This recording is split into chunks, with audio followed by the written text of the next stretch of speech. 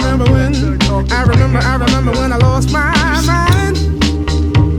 There was something so pleasant about that place. Even your emotions have an echo in so much space. Thanks for showing up. Does that make me crazy? Does that make me crazy? Does that make me There's complexities you need to work through, but that's part of the fun.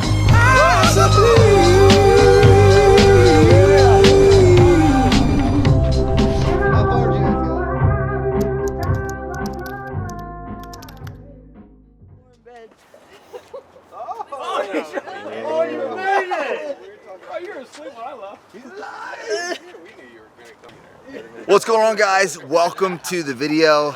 We are currently downtown Austin in the most beautiful part of the entire world to run a few miles on a great morning with some good people. This is a Ladybird Lake Trail. This is where all my running started. This is, to date, one of my favorite places to log some miles. So, BPN team is linked up. It was a 6:30 meet time. We woke up, it was cold, it was windy, but this team still got out of bed. They made their way here, and we're about to do some real work. So it's kind of on your own, log as many miles as you want to, grab a buddy, grab a team, enjoy it, get a sweat in, and enjoy the city. Waking up with the beautiful city of Austin, Texas. So let's get after it. My hero had the heart to lose the lives I wanna live. And all I remember is thinking I wanna be like them. Ever since I was little, it looked like fun. If there's no coincidence, I've come. And I can die when I'm done. But maybe I'm crazy. Maybe you're crazy. Great, looking great. Maybe we're crazy.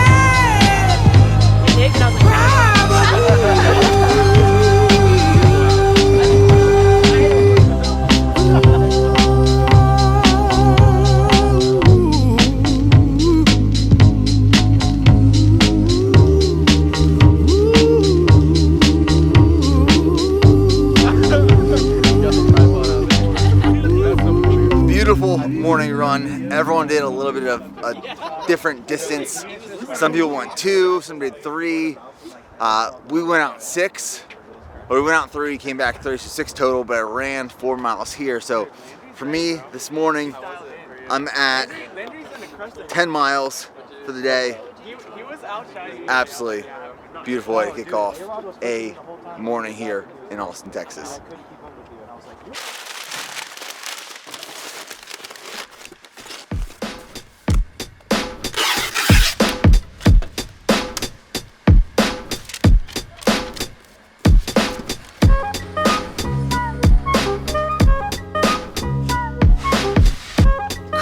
In BPN HQ, we currently occupy 3 separate buildings in this business park. We have warehouse and office in 2 of those buildings, and then our 3rd is just office space. We were going back and forth over the last couple years and like really the last couple months. Do we want to build a future HQ, or do we want to make what we have right now work? And we've decided we want to make what we have now work with some modifications. But right now, as we speak, we are almost max capacity, like very, very, very close to max capacity of warehouse space and how we can hold inventory. Now, part of our supply chain and our inventory management system has to work with our requirements internally to be certified by Informed Sport. So we are an Informed Sport certified brand. Every product we run on the manufacturing lines is tested for banned substances by Informed Sport. So once inventory lands from the manufacturer, it gets a quarantine sticker. That quarantine sticker is a standard operating procedure for us to know that we cannot yet sell and distribute this pallet from this lot. A unit from each lot then gets sent to Lexington, Kentucky to be tested by LGC's lab, which is the Informed Sport Testing Program, and they test that product for banned substances. So if you are military, law enforcement, NCAA, professional athlete, or you are just subject to frequent drug testing, you can know that all of our products are tested for banned substances. Once it is approved, which typically takes around 2 weeks, it then gets the sticker of approval right here over the quarantine sticker, which tells us we then can fulfill and distribute the product from that specific lot. It's not a mandatory requirement in the industry. It's not a mandatory requirement from any of the retailers or wholesalers that we work with. That is a requirement internally and something that we have volunteered to put our business through because we care about it and we believe in it. The Informed Sport Testing Program tests, verifies that every product we sell and distribute has been tested for banned substances.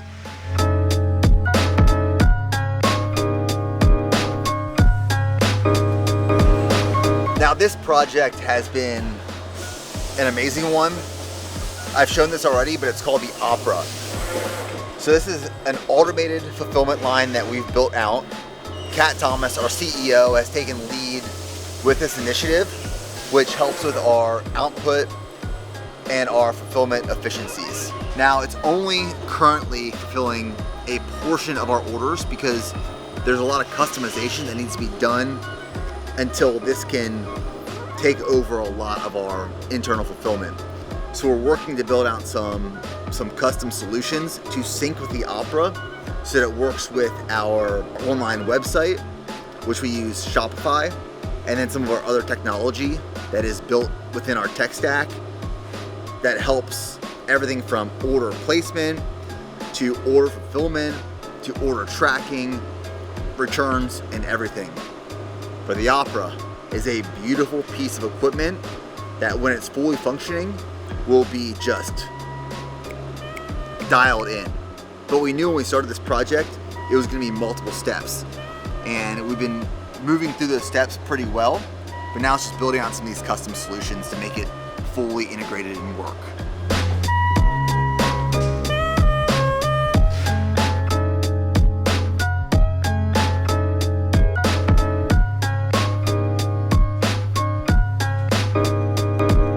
What's so cool about seeing the Opera being built out is just following the evolution of our fulfillment process with EPN.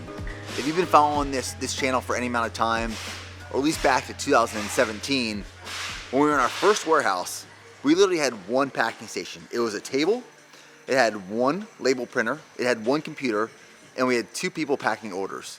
It was Preston and Joe, and they would bounce back and forth. So like Preston would pack as many orders as possible, then he would hand that off to Joe, and then Joe would hand it off to Preston, and then Preston would hand it off to Joe, and that was the way we fulfilled orders for the longest amount of time. And then we added an additional printer and computer, and we hired John, and then we had two people packing at a time, and we added another label and printer, and so on and so forth, and that eventually evolved into what is behind me right here with a flow track system that is belt fed so that when the guys pack the orders on the line, they are fed down to where I'm at right here, which is the staging area, and we layer up pallets, and those pallets are then picked up at the end of the day by our shipping carriers. Well, now we have the Opera that's being built out, which maximizes efficiency and output, and the coolest part is that these guys' job evolves, develops, and grows over time as well, because they are able to, with that freed up time, cross-train in other parts of the business and then learn so much about operational technology and efficiencies and working with systems that are very complex and robust and honestly just super cool and innovative. So not only is the business growing with these new systems that we're implementing and becoming more effective and efficient with the processes, but the team is developing and growing through what they're learning in their role. So it's very fulfilling from multiple different perspectives and approaches.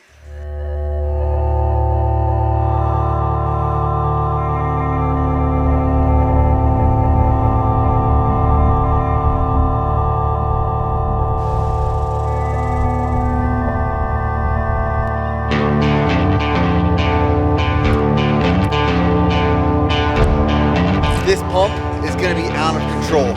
I'm 2 sets of pull-ups in, and I can feel it. It's gonna be a crazy pump. Short rest periods, high volume.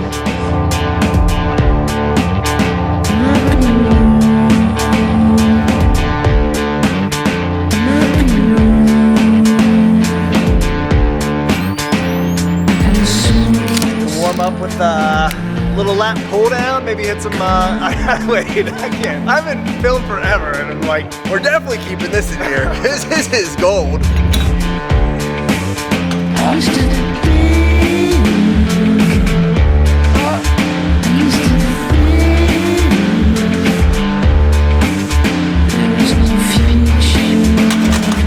Preston gets mad at me, so I like going heavier, and sometimes I use leverage with the movement, but I'm still activating the muscle and feeling the contraction.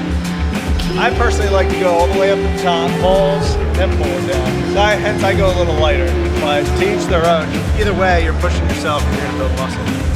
To each their own. There's the right way to do it, and there's the wrong way to do it. Please, please. Feel that? It's a good lat.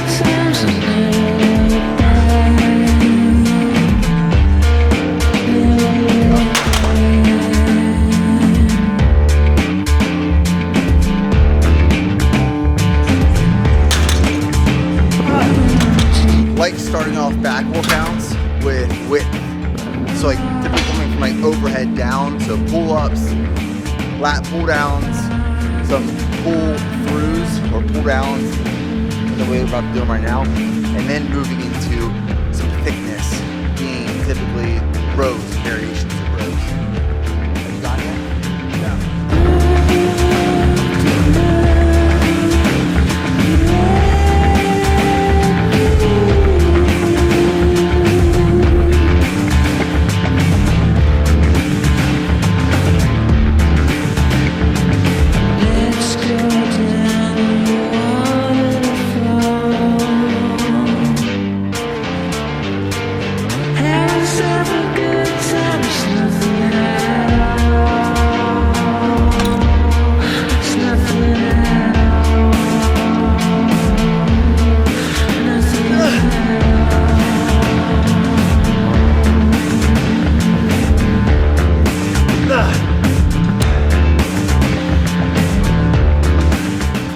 I've gained about 2 pounds since the marathon's been over. However, I haven't changed my diet too much. My mileage has decreased a little bit, so average mileage right now is mid-40s.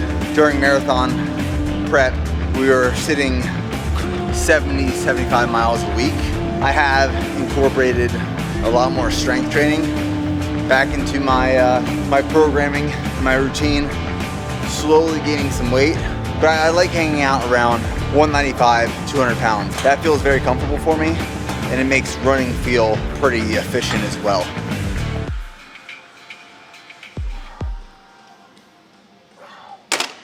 Yeah, it's just one of those exercises you could easily grab 80s, 90s and try to just heave it around, but it's like no reason to really up the weight if you're getting a good workout from it, especially anything rows.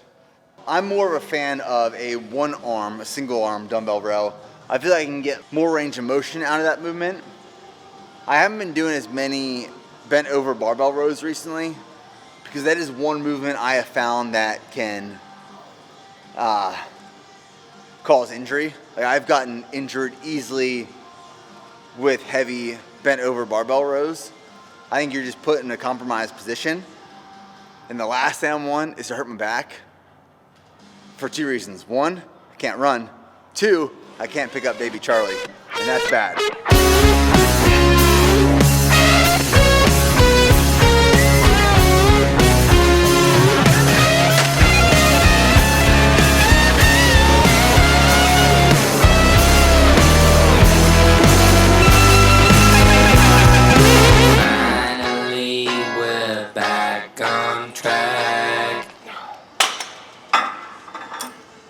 One of the best parts about low cable rows, there's so many ways and variations to do this movement. If you remember the classic Arnold days where he's just like leaning forward and pulling the whole way back. I mean, his upper body is like this. Not that that's wrong. Obviously, Arnold made tremendous gains by lifting the way he was lifting. But there's a million ways to do different movements and still get a lot out of the movement. I think everyone's mechanics are different too, in like the way their body will feel from the movement and stuff and how you're doing it, especially something like low rows, where some people like to swing a little bit more and it's better for them, and others like to keep their backs basically like not moving, which is how I am, because I used to try to swing and it just didn't work for me. It's kind of just trial and error. If you're down and can't come up, fill a row forgotten cup.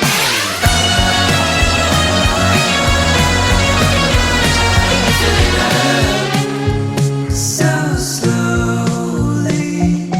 Are you feeling lonely? Bear Brother rules. You always start a back workout with pull-ups. You always end the back workout with pull-ups. So it's gonna be 3 sets, as many reps as possible before we go into biceps. A lot of these are gonna be forced reps.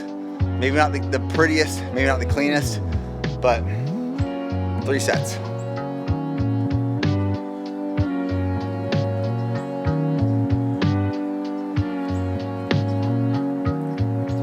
So I was sitting on the toilet the other day, and I look over at the wall, and there's this stick figure. I'm like, who the heck? What is it? And I look closer, and it's me. It's you. Yeah, and they're all over like the HQ. Someone randomly did it like over Christmas break. So it's like Elf on the Shelf, but It looks like a hybrid between you and John Byers. it almost looks like John. I have like a goatee there. You do have like a goatee. Is it John? Hold on. Is it John Byers? Well, actually, no, I take that back. You don't have a refined jawline. You have a fat jawline. Lack of. Lack of. When I gain weight, I definitely put it in my face. I don't gain weight anywhere but my face. It just goes to my face. I don't get it. Do your set. Come on.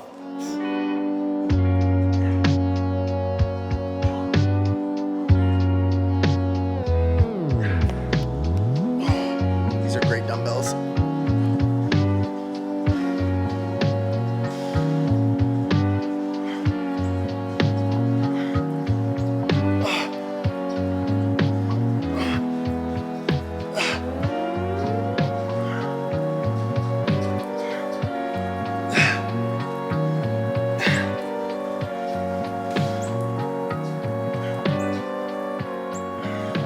So hard. I have one nipple that's harder than the other. I don't know what is wrong with it.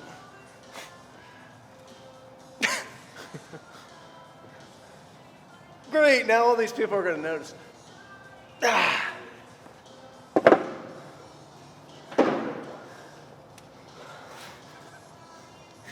I don't know what's We wrong. have different nipples This one, something's abnormally wrong with this one. as brothers. Okay, finishing off biceps with partner curls. So essentially how this works is I do as many reps as possible. I hand it off to Preston. He does as many reps as possible. He hands it back to me until we each do 3 sets.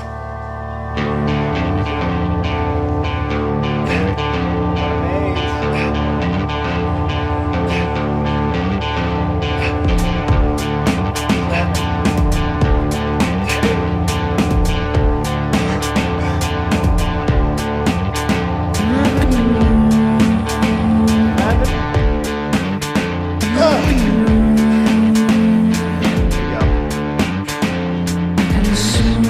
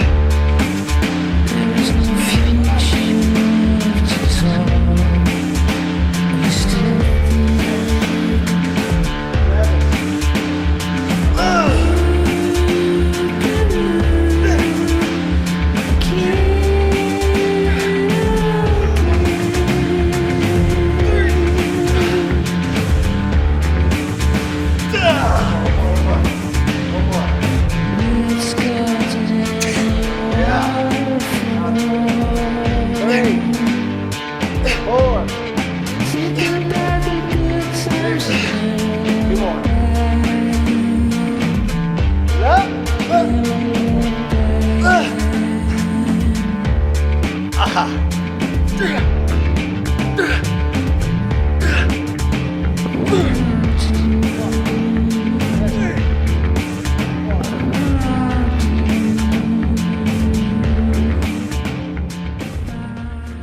right, guys, that's the workout.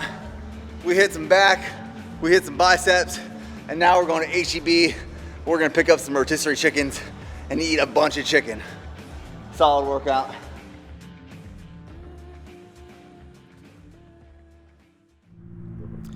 Got back into Nashville from Austin yesterday, and we are now at one of our manufacturing facilities.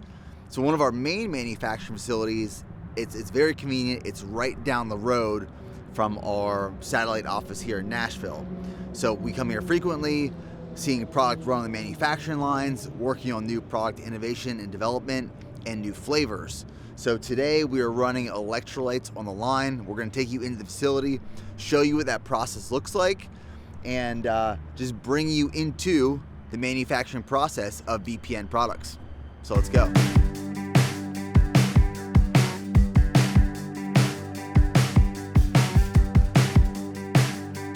So once all of the powder is blended, it is carried to the manufacturing lines. There are 2 rooms that is part of the manufacturing or production process prior to what we're seeing right now. So right now we're outside of the rooms, and this is really where labels are being applied, the outer seal is being applied, and then the product is boxed and then sent to BPN HQ for distribution. We're about to go into the first 2 rooms. The first room is where powder that is blended is dropped into the bottles, and the second room is where the decadent packet is applied, the inner seal is applied, and the cap itself is applied. So 2 rooms, exits the room into the last part of the manufacturing process before it is sent to distribution at BPN headquarters. So if we're thinking about a manufacturing line and different levels of automation, we can look at this line similar to the way that BPN HQ has a fulfillment line. And we can add pieces of automation onto that line. Now, seeing different manufacturing facilities, they all have different types of automation. Here's an example of automation where there's a piece of machinery that will seal the lid on the bottle. Sometimes, if you don't have this piece of automation, you have to manually put every lid on the bottle. So you can automate as much as you want in manufacturing, which comes at a price, obviously, but can increase speed, efficiency, and output. We apply that same mindset at BPN HQ in terms of fulfillment and operations.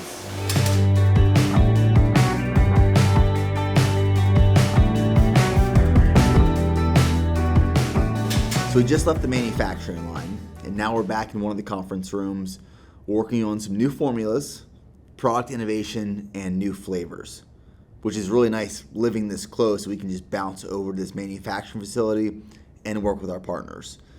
But one of the things I was thinking about while we were on the line was how important it is to stay very close to manufacturing.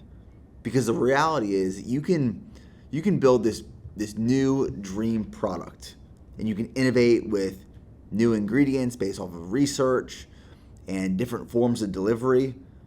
But the reality is that you have to consider manufacturing, because that does affect how you formulate, what ingredients you use, and at what dosages. Our dream formula with a lot of innovation, but there's also manufacturing considerations for what that product is going to look like when it comes out the other side, and then it gets distributed to the end consumer. And that's one of the reasons I love this business. It's not black and white. It's not that simple. There's complexities that you have to work through, but that's part of the fun. That's why I love product development and research and development and sampling and testing and just trial and error. It's a blast. Like, that is where my cup gets filled. And that's why I love this business so much, or at least part of why I love this business so much. So that's the video. Hope you guys enjoyed it, and we'll see you in the next one. Finally, about